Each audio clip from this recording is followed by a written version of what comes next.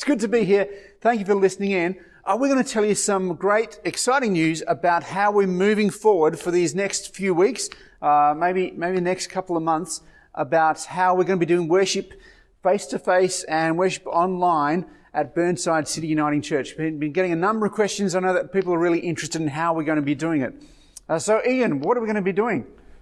Well, we're going to gradually introduce face-to-face by having a hybrid of the recorded service plus some live elements. So we're going to keep recording parts of the service that will be available on YouTube as previously, but at 3 different times we're going to have sessions where people can come and watch it together, and then have other activities like forums, discussion groups, perhaps a little bit of music, just to enjoy corporate worship once again. So one of the things that you'll notice is the online worship will start to be a little bit different.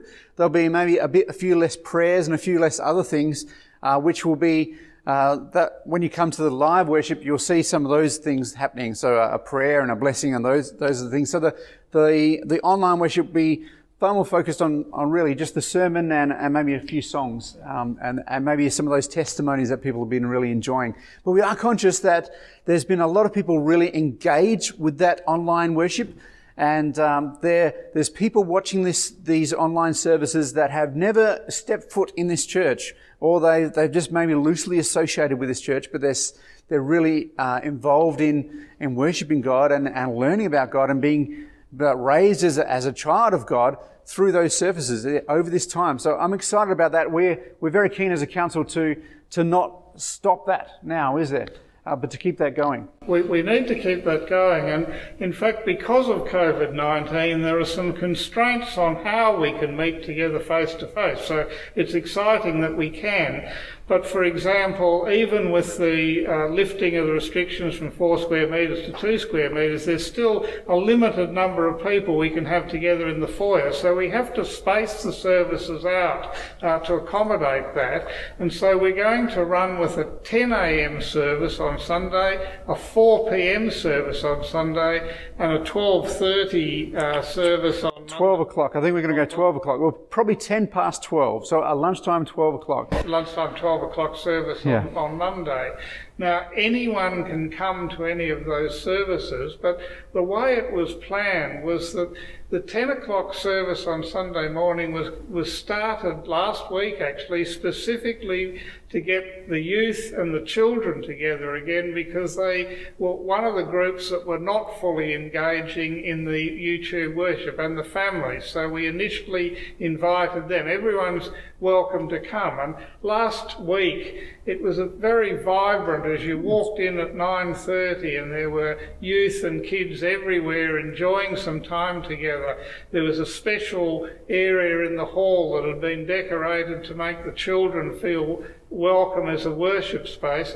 And then the youth came in with the adults to the recorded worship service. They went off and had a discussion group, and then what we'll do in future is the adults will do that as well. And was that service full? Is there space for people to come along to it? Well, not only was there space last week, but there's twice as much space for after this Sunday. So yes. We don't think we were a bit cautious, and we said people had to let us know they were coming. Fortunately, we don't have to do that anymore, and you can pick which of the services are most convenient to you, and you can come along and enjoy the company of each other once again. So the only limitation for that 10 o'clock service is probably that foyer area. So you may, as you go through the door, and we'll be having a registry as you come through for all the services actually, and we'll making sure we're cleaning up after the service too to make it a COVID-safe environment. But it may be, if we start to fill up that foyer area, we may just be asking some people to go straight into the church service, into this space here. But we certainly had, I think there was probably there's 45 people total here, but in the church here, about 20. So we can go up to 75 this Sunday and more than that after that. So there's still space for you to come along if you'd like to. Now, there's one other thing that's, maybe unfortunate, but it will give us a chance to have a full range of music that's recorded and so on, is that we can't sing. Because unfortunately, singing in a group is as bad as everyone sneezing at once. And so churches are not going to have mass singing for the moment. So worship will look different. But given that we have these constraints, we thought it was a great time to try out new things. And we've been really delighted in the feedback of the online worship, where people have enjoyed things like the testimonies, they've enjoyed the range of music, the differences in sermons and so on. And so we want to keep that expectation that things will be vibrant and things will be varied, alive as we come back together. And we have been doing this Monday lunchtime. It was at 2 o'clock. Now we're going to move it to lunchtime, 12 o'clock. We have been doing that for a number of weeks now. There is lots of space available there for that service. We designed that for those people, particularly who couldn't watch it. They just don't have the technology at home, and they couldn't watch it themselves. So they've been coming in, but we'd love to see that service grow. And for people now, I know that some people might be going, I just can't worship on a Monday. I can only worship on a Sunday. What would you say to that, Ian?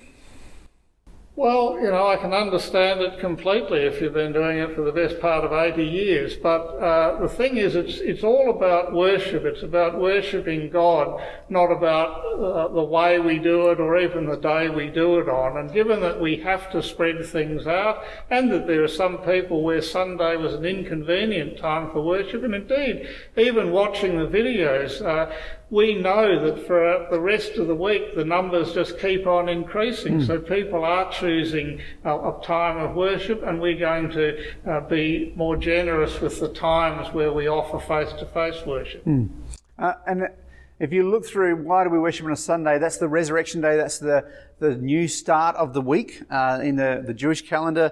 So it's you have your week, and then it's the new day of the new creation. The resurrection day, the Lord's day. So as long as we're still worshipping the resurrected Lord, we can still worship on a Monday, I think.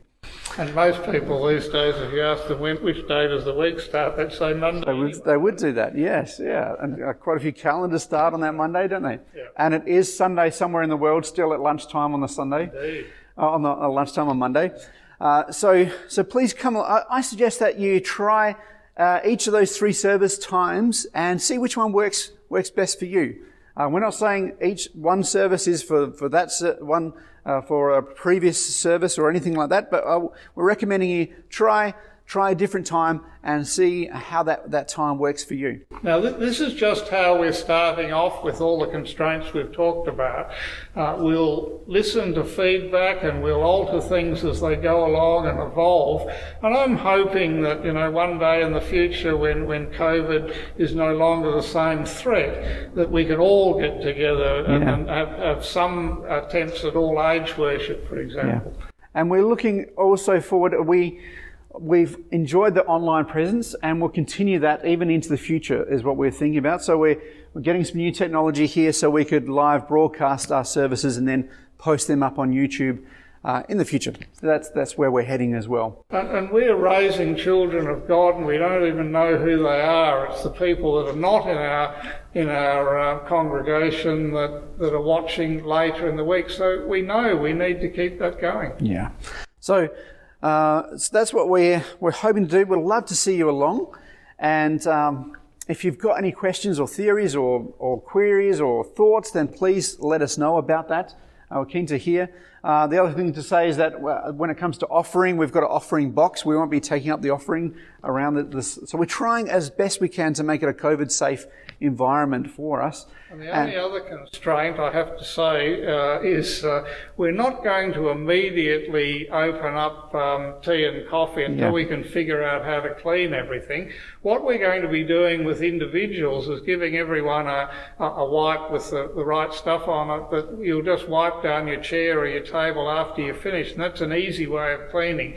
It's a little bit more complex. It might be that we go to bring your own coffee or whatever, but at the moment we'll start off, get everyone together, and we'll let those things evolve, because I know, and also it stops people congregating in the foyer, which is our biggest problem at the moment. Yeah, and of course things like shaking hands and those sorts of things.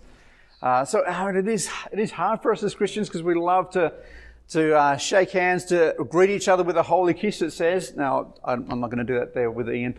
But we love to have tea and coffee and hospitality and food with each other. But we're going to have to just let go of some of those things. But I'm looking forward to seeing people here in worship and worshiping together as a community. So please come along. Ian, we've been changing things almost every week, haven't we? Because because the government's been changing stuff on us, and a lot of things have been changing. Will this be changed again next week and the week after that? No, we want to stick to those times, the 10, 4 and 12 on Monday, and we want to do that for at least a couple of months. We don't think anything will change substantively that would allow, they'd have to lift restrictions altogether for us to do any better than this. But we also want to give a chance for people to settle into these and give us feedback on what they think, and then we'll have a better way of planning what happens in the post-COVID era. So we hope that you can put that in your schedule. It's an interesting time that we live in. We've had with the COVID in the last few months, a lot of things have been shut down and closed down. So we've had a lot of space in our lives, but some people had a lot of space in their lives to think and to work out what's important. As things start to crowd in, like we're starting to have football being played and all those sorts of things, and other things start to crowd in, this is a great time to go, no, I want to carve this time out for God, as my worship time for God, because God is important in my life, and to keep pushing out that other stuff that is going to be crowding into your life now. So please make sure you make God a priority in these next few months, because it's, as you know, I know as you've been aware, Ian, those who had a faith for these last few months have been carried through, and it's when in the times, in the easier times, when you can restore your faith, that helps you go through the difficult times. It's not once you're suddenly in a difficult time in your life. It's much harder to find your faith than it is to let your faith carry you through. Yeah. And we missed you, and we look forward to seeing you again face to face. We do. All right. God bless.